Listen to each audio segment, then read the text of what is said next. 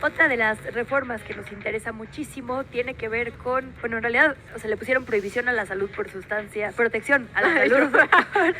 No, protección a la salud por prohibición. Ya estás con esa reforma, veo. Prohibición a la salud. Ya sabes que lo mío es sí, ayer vi demasiadas notas de Bukele. No, perdón, protección a la salud por sustancias tóxicas, y sustancias tóxicas va de vapeadores a fentanilo, ¿no? Sí. Las drogas, digamos, pasa justo por salud, pasa por seguridad. Es un tema que lastima mucho a nuestro país y que nos interesa un montón. Por ello buscamos a alguien específicamente para platicar al respecto, y agradecemos muchísimo la comunicación de Javier Schute. Es abogado, socio de Schute y de Sol, cofundador del área de Derecho Penal en el ITAM y socio fundador de Desarma México. Abogado, muy buenos días, bienvenido a este espacio. Hola Luisa, buenos días Luciana, saludos a toda la audiencia, a todas las personas que las escuchan. Muy buenos días, abogado, gracias por su tiempo. Sabemos que nos vienen llegando, digamos, estas reformas que digamos, son amplias y hay muchas que revisar, pero preguntarle, digamos, de inicio, ¿cómo ve particularmente estas dos, no? Hay una que es digamos, directamente de materia penal y que tiene que ver con esta adhesión de varios delitos que el juez debería ordenar prisión preventiva oficiosa, que a mí me llama particularmente la atención y que están todos relacionados, digamos, con las drogas sintéticas, con el fentanilo, y hay otra que tiene que ver con, ya lo decíamos, con los vapeadores y también con el fentanilo, que tiene que ver directamente con la salud. ¿Cómo está viendo de inicio, abogado, estas dos propuestas de reforma? De acuerdo, pues aprovechando ese lapsus lingüe de Luisa, justamente estamos ante una propuesta de reforma constitucional que es paradigmáticamente prohibicionista, ¿no? Y yendo un poquito por partes, para decirlo rápidamente, ampliar el catálogo de delitos de prisión preventiva oficiosa en el artículo 19 constitucional, pues responde sin duda al litigio en la Suprema Corte, que implicó la inconstitucionalidad de ampliar el catálogo a nivel legal, por lo que hace a delitos, por ejemplo, fiscales, y ahora se pretende que esto se ponga en el texto constitucional. Seguramente será una discusión que se seguirá teniendo y en la que se debe tomar en cuenta, desde luego, pues las sentencias de la Corte Interamericana de Derechos Humanos al respecto, y que califican esta figura de prisión preventiva oficiosa como una figura inconvencional. Ahora, por lo que hace a la reforma, que además me imagino que será ampliamente discutida justamente por casi equiparar, o por lo menos a nivel textual, pues poner en una misma oración los vapeadores y el fentanilo, hay varias críticas que se pueden hacer, ¿no? Desde diversos ángulos. Podríamos pensar en términos de técnica legislativa, hasta gramatical.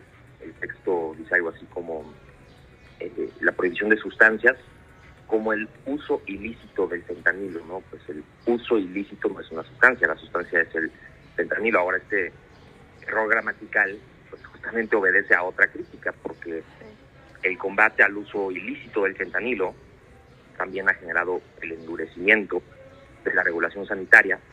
Esto dificulta el acceso legal con fines médicos a este fármaco, que es muy útil para reducir el dolor intenso postquirúrgico y en pacientes con cáncer avanzado. Claro. También podemos pensar en críticas de jerarquía normativa, ¿no? Preguntarnos, bueno, ¿qué hace esto en la Constitución? Críticas de eficacia, porque en esta reforma, en esta propuesta de reforma constitucional, no se crean órganos, no se establecen facultades, no se asigna presupuesto. Solo se prohíbe a nivel constitucional lo que ya estaba prohibido a nivel legal. Podemos pensar en críticas de los tiempos en los que se da, tiempos electorales, interpretaciones políticas de si esta será o no una camisa de fuerza para el proyecto político o para la campaña de la doctora Claudia Sheinbaum, que por lo menos por lo que hace este respecto esperemos que no lo sea. En fin, pero el ángulo, si les parece bien, que a mí me interesaría abordar es otro. A ver. Desde el punto de vista de salud pública, esta propuesta de reforma, pues justo es un ejemplo perfecto del prohibicionismo, que no solamente ha fracasado, sino que causa muertes, y no solo por la guerra contra las drogas, sino también por sí mismo, al obstaculizar un consumo informado y limpio, hay que criminalizar y estigmatizar a las personas usuarias que si llegan a desarrollar una adicción, pues precisamente por esta estigmatización y criminalización de las actividades inherentes al consumo, es menos probable que busquen ayuda, ¿no? Por cierto, y esto creo que hay que decirlo, esta propuesta de reforma es directamente contradictoria con lo que a nivel de Plan Nacional de Desarrollo de 2019-2024, publicado por esta misma administración, se nos dijo, ¿no? En este Plan Nacional de Desarrollo se habla de renunciar, voy a hacer una cita textual, renunciar a la pretensión de combatir las adicciones mediante la prohibición de sustancias. Este Plan Nacional de Desarrollo 2019-2024 se planteaba como objetivo terminar la guerra contra las drogas. Decía que el prohibicionismo ya era una estrategia insostenible, ¿no? Y pues ahora esto es lo que tenemos. Primero, creo que hay que distinguir, según la literatura especializada, incluso según la propia Oficina de las Naciones Unidas contra las Drogas y el Delito, que como lo refleja su propio nombre, ¿no? Con las palabras drogas y delito en su nombre y juntas a la par, lo cual nos debería extrañar, mucho más de lo que nos extraña. Existen dos tipos de consumo de drogas ilegales: el consumo trastornado por parte de personas consideradas adictas y el consumo no trastornado por parte de personas usuarias. Y yo les preguntaría a ustedes, ¿qué porcentaje creen del total de personas que consumen sustancias, qué porcentaje creen que es considerada adicta? No sé, me imagino que una parte menor, ¿no? Muchas personas llegan a pensar que 50% por encima, según cifras de la propia Oficina de las Naciones Unidas contra las Drogas y el Crimen, que insisto es prohibicionista, es menos del 13%. Se está haciendo ese censo, porque entiendo que de hecho no tenemos ni siquiera los datos de adicciones, ¿no? En México no. En México está en curso el censo tal cual. Ajá. Que la última encuesta nacional de drogas y tabaco se hizo en 2016-17 con datos de 2014, y la CONADIC, que es el organismo para combatir las adicciones, en lugar de destinar presupuesto a tener estas cifras, lo ha destinado a las campañas que seguramente han escuchado, que en el mundo de las drogas no hay final feliz, sí. ¿no? Que equiparan a consumidores con narcotraficantes y con nazis, precisamente estigmatizando. A ver, abogado, pero me dejó con la duda, ¿qué porcentaje de las personas consumidoras son adictas? Según la UN Office on Drugs and Crime, menos del 13% del total de personas que consumen drogas. O sea, se autoconsidera. No, según digamos, la metodología sí es estadística, y lo que se pregunta es la afección a otras áreas de la vida, dado el consumo de drogas, y de eso es de lo que depende que se considere que hay una adicción, que es una enfermedad de salud mental, de hecho. Y una enfermedad que además no se radica con un decreto, ¿no? Lamentablemente, no, bueno. Digamos, yo como persona que fuma, digamos, cuando veía lo de los vapeadores... Es que venía una confesión más... No, yo no estoy en eso. Sí, lo de los vapeadores sería interesante. No, es interesante también. Bueno, está en curso, se está levantando, digamos, la ENASAMA, que creo que será fundamental para entender esta cifra que nos dices, abogado, tal cual, ¿no? O sea, un panorama, por lo menos, de data sobre... aquí también pone junto salud mental y adicciones. Es un censo, digamos, que medirá esas dos cosas y quizá podremos tener una luz para política pública. Antes de entrar de lleno, digamos, justo porque hablas de prohibicionismo, en el tema de las drogas quizá es... Ay, no, olvídalo, nos tenemos que ir un corte. ¿Nos podrías esperar 2 minutitos para seguir con la conversación? Sí, claro, con gusto. Disculpa, perfecto, 7:55, pausa y volvemos. ¿Qué chilangos pasa? Regresamos. Estamos platicando sobre este paquete de reformas constitucionales presentadas ayer por el presidente Andrés Manuel López Obrador y concretamente con las que tienen que ver con drogas, con salud, con seguridad, con el abogado Javier Schute. Javier, nos quedamos con tu análisis, digamos, sobre la pertinencia o no de abordar estos temas tan dañinos, digamos, o lastimosos para nuestro país desde un ángulo prohibicionista. Las diputadas y los diputados de todas las fracciones parlamentarias han prometido que va a haber un parlamento abierto para cada una de las iniciativas para escuchar a personas expertas. ¿Cuál sería un enfoque, digamos, si es que debe ser desde la ley? También te preguntaría si constitucional, justo que es la que como que pone principios, o de las leyes que dan los detalles, para así enfrentar este problema. Y ya hablábamos un poco de las drogas, digamos, duras, por poner un adjetivo, como el fentanilo, pero pienso en esto, se habla de vapeadores, por ejemplo, ¿no? Efectivamente, si vemos el poder de grupos como las tabaqueras, de grupos como las, digamos, empresas de comida chatarra, de bebidas azucaradas, son muy grandes, han cabildeado en contra de justamente que se les regule en la ley. ¿Cómo, si no es desde el prohibicionismo, se ataca o se regula, digamos, que esto no sea un tema que finalmente se vuelva también un peso para el Estado? Porque al final quien tiene que solventar, digamos, este daño que hacen será el Estado otra vez, a través del sistema de salud.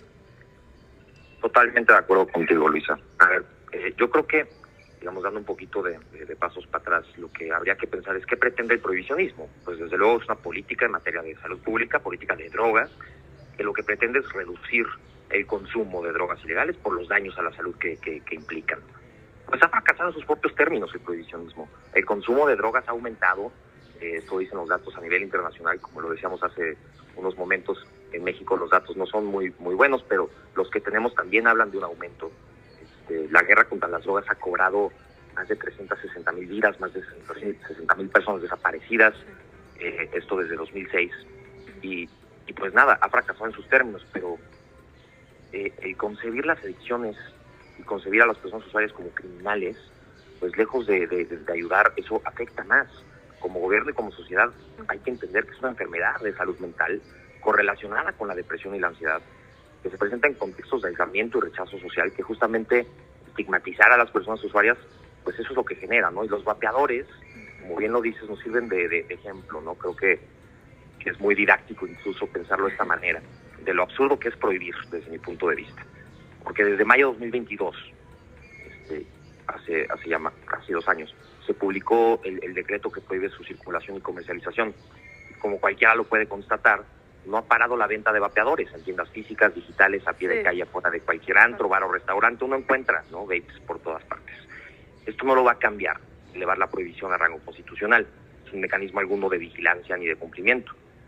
De hecho, prohibir los vapeadores solamente dejó desamparadas a las personas usuarias de este tipo de dispositivos, porque ya no tienen manera de saber qué contienen. Sí. Si antes del decreto había cuando menos un esfuerzo por parte de quienes producen estos dispositivos por cumplir con cierta regulación administrativa y sanitaria, pues con el prohibicionismo la única lógica en la producción ahora es de reducir costos. De una persona usuaria no puede distinguir entre productos más y menos nocivos para su salud. Entonces, ¿qué se debería hacer en materia de vapeadores? Veámoslo así. Ajá. Invertir en investigación sanitaria, regular la producción y la venta, informar a las personas usuarias de los daños a la salud con base en información real y verificada, y desde luego ponerle impuestos piguvianos, se llaman, a esta actividad, al consumo, a la compra, a la venta, que sean proporcionales a los gastos, justo lo que decías, Luisa, estimados en salud pública que implicaría el consumo, así como para financiar campañas informativas, centros de tratamiento, etcétera. Bueno, pues exactamente lo mismo es lo que se debe hacer por lo que hace al resto de drogas, ¿no? Del cannabis me parece que ya pocos dudan del absurdo que es que en México nuestras Fuerzas Armadas sigan quemando cultivos de marihuana a unos cuantos kilómetros de Estados Unidos, en donde el mercado legal se estima, de $40,000 millones en 2024. Esto es casi 700,000 millones de pesos, que es como 8 veces las ventas anuales de Pemex. Y aunque claro que habría que hacer un análisis, ¿no?, sustancia por sustancia, muy concienzudo, ojalá que el ejercicio de Parlamento abierto permita que estas discusiones se den, pero pasemos al fentanilo, si les parece bien. A ver. El fentanilo, bueno, sabemos que es un opioide sintético, muy potente, 50 veces más potente que la heroína, 100 veces más potente que la morfina. En 2021, en Estados Unidos hubo más de 106,000 muertes por sobredosis, de las cuales más de 70,000 fueron por fentanilo. Uh-huh. Y de nuevo hay que preguntarse, bueno, ¿el prohibicionismo del fentanilo reduce estas muertes o no? ¿O las aumenta, no? Claro. Porque según el CDC, el Center for Disease Control de Estados Unidos, muchas personas que consumen fentanilo lo hacen inadvertidamente, sin saberlo, porque los cárteles de la droga la usan, dada su potencia y facilidad de traslado, porque son cantidades muy pequeñitas, usan el fentanilo para adulterar otras drogas, como la cocaína, la heroína, las metanfetaminas. Y pues si quienes están buscando consumir cocaína, heroína o cualquier otra droga tuvieran un sello de las autoridades sanitarias para identificar los productos que cumplen con la regulación, información sobre el contenido del producto, información sobre la dosis letal, cuáles son las mezclas que son peligrosas, pues quizás estas personas no morirían por un consumo involuntario de fentanilo. Tampoco, por cierto, por jeringas infectadas, por no tratar una adicción, o por haber consumido en primer lugar, por falta de información sobre los riesgos reales de la sustancia en cuestión. Entonces, a todo esto hay una cantidad de muertes que podríamos denominar muertes del prohibicionismo o muertes de la ilegalidad. ¿Cuántas son? Pues no lo podemos saber, ¿no? Ahí tendríamos dificultad estadística porque es un hipotético. Si no estuviera el prohibicionismo, entonces ¿cuántas habría? Pero lo que sí tenemos son ejercicios como el que se hizo en Portugal desde el 2001.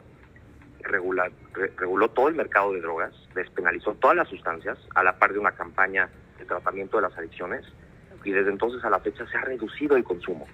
Desde entonces a la fecha se han reducido las muertes por el uso de drogas. Me parece que la discusión que deberíamos estar teniendo es meter, quizás sí a texto constitucional, un esfuerzo por combatir las adicciones, entendiéndolas como una enfermedad de salud mental, en el que debemos ir sociedad y gobierno dejando de estigmatizar el consumo de estas sustancias, regular el mercado de la droga y pensar en modelos de justicia transicional, que creo que es la única salida a la ola de violencia que vive nuestro país. Sí, porque además en nuestro país, digamos, hasta la droga que contrarresta una sobredosis por fentanilo es ilegal, ¿no? Y eso se convierte en otra discusión.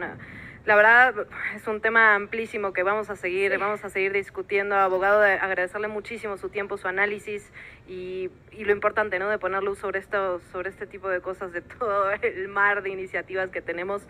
Es muy, pero muy importante. Se lo agradecemos muchísimo, abogado. Gracias a ustedes por el interés. Si hay un segundito para irme con una última cifra. A ver, claro. Con cifras a 2019, en México murieron 596 personas por el consumo de drogas ilegales y otras 4,000 por enfermedades y accidentes relacionados con el uso de drogas ilegales. Estamos hablando de más o menos 4,600 personas al año. Bueno, pues la guerra contra las drogas, la supuesta el remedio, ¿no?, la solución al problema, ha cobrado, como decíamos, más de 360,000 vidas y más de 60,000 personas desaparecidas. Es decir, la supuesta solución a un problema de salud pública lo convirtió en la mayor crisis de seguridad nacional que ha enfrentado nuestro país. Creo que es hora de terminar ya con esto. Absolutamente. Pues más claro ni el agua. Abogado, qué importante tener tu punto de vista. Muchísimas gracias por compartirnos parte del análisis que es tu trabajo diario. Si te parece, mantenemos la conversación abierta. Seguramente conforme avancen las iniciativas, discutan los partidos políticos y haya parlamentos abiertos, tendremos mucho más a qué ponerle acentos y detalles. Un abrazo y gracias. Encantado, abrazos. Buen día. Buen día.